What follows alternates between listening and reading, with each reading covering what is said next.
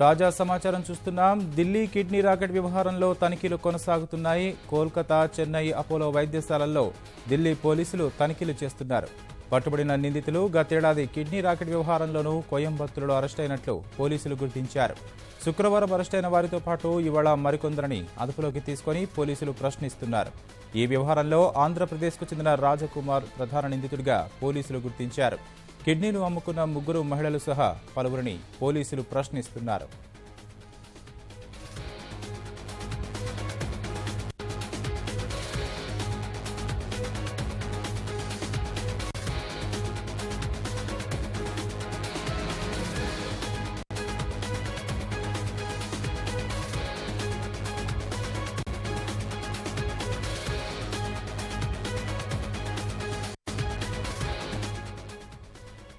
Delhi kidney racket వ్యవహారంలో తనిఖీలు కొనసాగుతున్నాయి.